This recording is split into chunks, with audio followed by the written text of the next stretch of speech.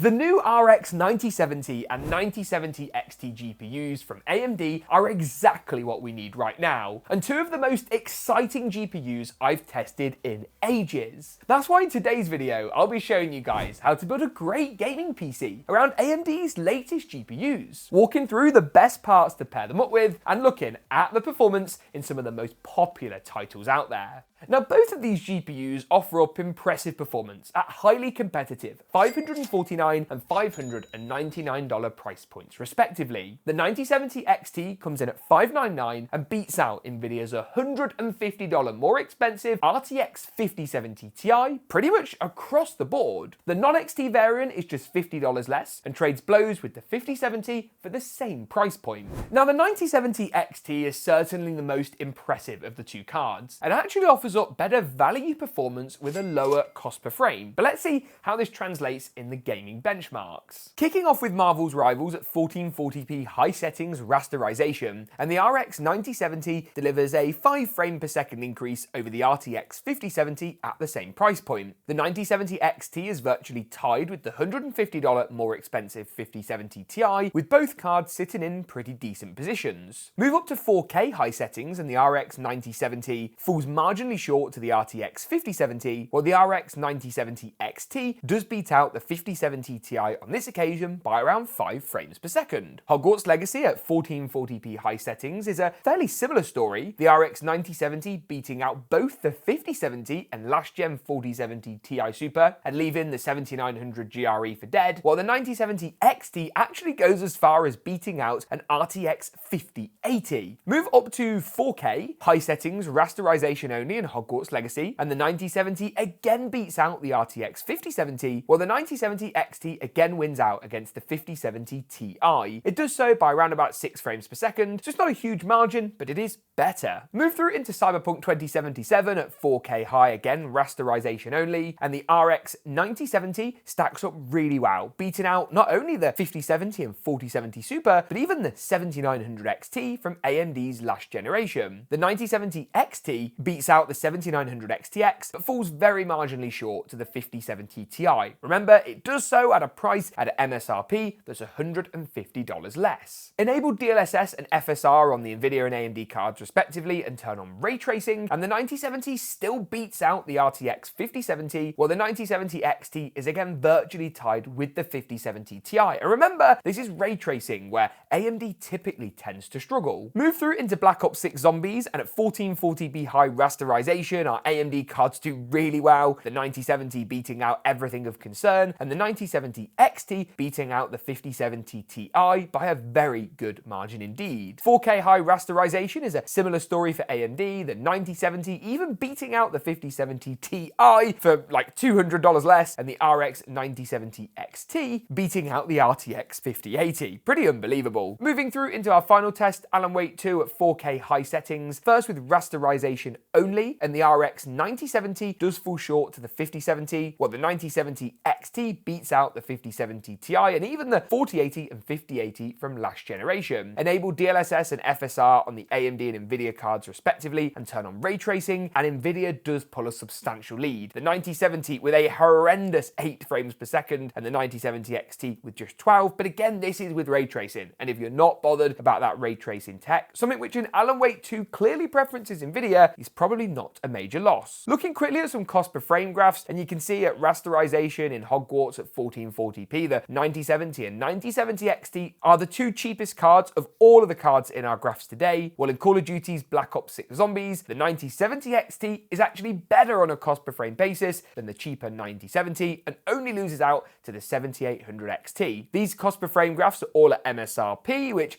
AMD is more likely to hit than Nvidia, which potentially would make this picture even better for Team Red over Team Green. So performance is impressive. The only question mark that my benchmark data presents is the cheaper 9070. I'm just not sure why you would buy it. For $50 less, you lose a lot of performance relatively speaking. And once Nvidia's 50 series cards finally reach MSRP, if they ever get there, I do think it's going to have a harder time to compete. At $499, it would be a whole different proposition, but I find it difficult to pick a bad word to say about the XT. For $150 less than the 5070 Ti PCI, it leaves Nvidia's card pretty much dead on arrival. So with that then, let's dive into the gaming PC and walk through the kind of parts I'd be pairing up with AMD's latest RDNA 4 GPUs. Starting off with the CPU, and the AMD Ryzen 5 9600X is the perfect match for these graphics cards. It's got 6 cores, 12 threads, and great clock speeds. And as far as gaming performance at 1440p and 4K goes, it's going to be more than capable for these two graphics cards. This is one of my favourite CPUs right now, and supports the AM5 socket, meaning you could buy this CPU and associated motherboard now, in a year's time go, I think I'd like a Ryzen 9, I want to start video editing or streaming, and you can do that without changing much of the other bits in your build. Talking of which, it's a good time to look at the motherboard. This is the brand new, I say brand new, it's been out for a month or two now, GIGABYTE B850 Eagle Wi-Fi 6. It's one of the more entry-level B850 motherboards, but still gives you all the features you're going to want. Now, the B850 chipset is just a basic evolution, really, to B650, again in a package that shouldn't break the bank. You still get PCI Gen 5 for the NVMe and X16 PCI slot, giving you a little bit of future-proofing, and if we take a spin around to the rear I/O, you do lose out on Wi-Fi 7 support. It's only Wi-Fi 6E, which is still more than fast enough for most people, and you get a really nice set of I/O with high-speed USB and even an old-school PS2 keyboard mouse input if for whatever reason you actually want to use that. Now into the motherboard, I'll not only be installing the CPU, but our SSD drive and memory too. I've gone a little bit out there on the memory. I've got a 32GB kit of G.Skill's Trident Z5 Neo. I really like this RAM, and it has a unique design flair that a lot of other DDR5 kits just don't have. Aim for a kit with a speed of 6,000 megatransfers or higher, and a latency ideally of CL32 or lower. Storage-wise, I've gone Team Group, combining G.Skill and Team Group together. This is the MP44L. This is the 1TB drive. Again, I'm trying to keep a lid on cost in this build. The 2TB is not going to cost you that much more money if you really do need the extra storage capacity. I also just want to briefly touch on the cooler. I'll come back to the case and power supply later. And this sort of feeds into my upgrade paths ideas with this build. This is the Montech HyperFlow 360, and it is overkill. You do not need to spend this much money or get a RAD this large for a Ryzen 5. However, it comes in right now for about $90. Here in the UK, I've seen it at like £75, which is insane. And for that, you're getting so much cooler for your money. Plus, it's also going to populate the 3 empty fan slots in our case, which will look good and give us better overall system airflow. We're actually planning on selling this entire build over on GeekaPC, which is our UK pre-built company. And if you'd like to check it out, you can do so in the description below. Depending on, of course, whether or not we can actually get hands on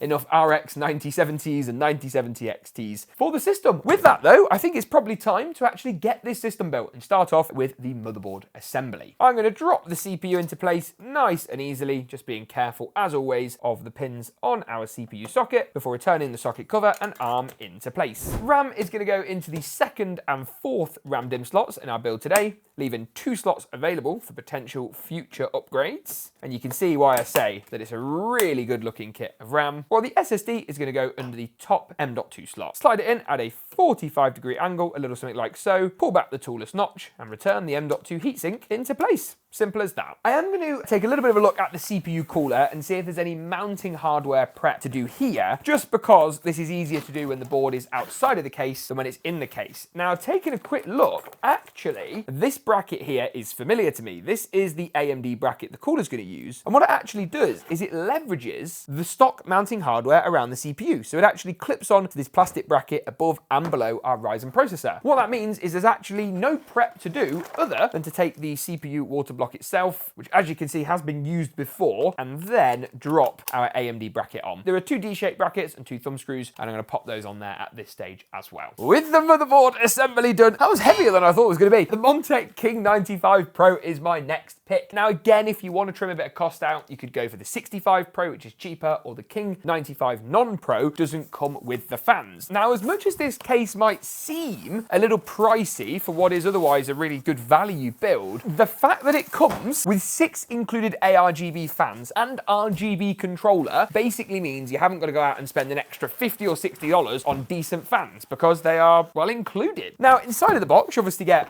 the case itself, as well as not only all the hardware you need to get the build built, screws and such, you get this little mesh panel. So what you can actually do is take the glass panel off the front of the build, replace it with mesh if you want the added airflow. Personally, I don't think you need it because the fans on the bottom and at the rear are all in intake. We're going to have 3 3 fans and exhaust at the top alongside the one that comes pre-installed at the back, airflow is going to be fine. All the air is going to come in through the side or rear panel of the case. But it's nice that they give you this as an option. And for those of you who want a quieter, cooler system rather than one that looks the part, might want to consider the use of this. The King 95 was actually one of my favorite cases of the last year and featured in a recent best cases roundup. I love this thing, and I think for the price, it's frankly exceptional. I'm then going to go ahead and pop the motherboard into the case. And the easiest way, in all honesty, to do this is to lay the case down flat, remove the tempered glass side panel, before then sliding the motherboard into place. Because this is an ATX case and it's an ATX motherboard, all the standoffs are going to be in the right locations. Just make sure there's no screws or anything like that floating about, and then just pop it over the standoffs. It should feel nice and easy to line up before being fastened down tight with a screwdriver. The screws you need for this do come included with the case. While the case is like this, I'm also going to do the cooler, and to do that I need to take off this top panel, which is nice and toolless, so should be pretty easy. That's then going to expose these fan rails here, which if we take a look at the radiator, I can actually use to fasten that into place. You can see a little something like this. Once that's done, the water block is then going to fasten over the CPU, kind of in this sort of position, but let me start with the radiator first of all. The screws that you need for this come included with the radiator, and they're going to go through the top of the case and straight into the rad itself. Before a dab of thermal paste onto our Ryzen 5 CPU, you want a decent amount. That's looking about right. Doesn't really matter if it looks a little bit messy, before then dropping the cooler itself into place. The brackets are pretty self-explanatory, just clip on by hand and then are tightened up with a screwdriver to make sure the CPU has nice contact with the copper plate on the CPU cooler. The next stage of the system is the PSU. I've gone for Corsair's RM750e. They actually have a newer version of this coming out, which we're hoping to receive soon, which is the RM750e, but the ATX 3.1. This is still ATX 3.0, it's still Gen 5, it's still Cybernetics Platinum certified, so it does, broadly speaking, everything that you're going to need, but I'll leave, of course, the slightly updated version, which has ATX 3.1 support, linked in the description down below. You can find latest part pricing if you want to build this system for yourself over on Amazon down there. And of course, as I mentioned earlier, we fully intend on selling this on GeekaPC, which is our pre-built PC company here in the UK. Now, on the side of the power supply, you'll find all of the modular cables and modular interfaces, and that actually reminds me, I do need to take a look at the 9070 and figure out what power cable it uses. Now, as I suspected, this card only uses the standard 8 pins. You can see here we've got a pair of 8 pins on there, meaning I just need a single dual 6+2 pin harness to plug in. To plug that in alongside a motherboard power cable, CPU power connector, and SATA power connection for all of our RGB and fan hub inside of the King 95. While I'm here, I'm just going to plug in the motherboard power cable to the right hand side, CPU to the top left, and a SATA power connection to the RGB hub, followed by the front panel cables, which includes HD audio to the bottom left, JFP1 to the right hand side, and the USB 3 Type A and Type C connections. The final step of the build then is to install our 9070, or of course the XT variant, which I think most of you are going to be picking. Taking a look at the motherboard in this build and hovering the GPU in, I can see that actually the top PCI lane, which is still installed, is in the way. So I'm going to move this, but I'm going to move it down to the bottom, as that will still give me 2 slots at the top for the GPU. Obviously, when you take this screw out, or the screws out of the lanes you need to remove, make sure you keep the screw safe, as we'll be using this to fasten the GPU back into place. Go ahead and slide in the PCI lane a little something like so, give it a nice little tighten up, and then pop our AMD RX nearly